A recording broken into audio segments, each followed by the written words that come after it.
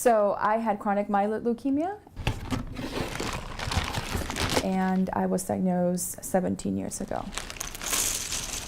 Maria Holting's life is like a puzzle of sorts, I came in 1997. I'm originally from Honduras. where all the pieces still haven't come together just yet. Now, doctors figured out how to cure her cancer. For mine, it just requires a couple of rounds of chemotherapy and radiation and a bone marrow transplant. But the real mystery came years after that scared little 12-year-old girl walked through the doors of St. Jude. Just how did that chemo, radiation, scores of medical tests affect her health, her vision, bones, memory, all these years later? It suddenly clicked for me that this is an area of research where it has such profound implications to help patients.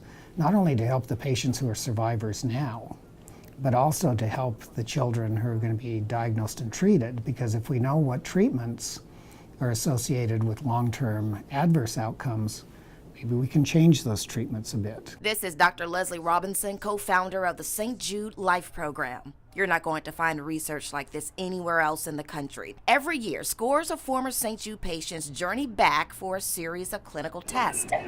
Blood pressure. There you go. Lungs. Are you ready? How their bodies react to exercise. If you really study patients and you look at them long-term, the new things are emerging. Since 2007, Dr. Robinson, along with his team, has learned childhood cancer patients have an increased risk of things like pulmonary hypertension, a compromised brain function, and frailty. The average age of those in the study is about 35, but many have bones similar to someone twice their age. That's valuable information that can change lives. We can start the patients on physical therapy, physical function to increase their muscle strength, to increase their balance. That's exactly why Maria has come back. And I feel that coming back for studies, I get to learn a little bit more about the medicines that were given to me 17 years ago that I probably didn't pay attention to when I was 12 years old.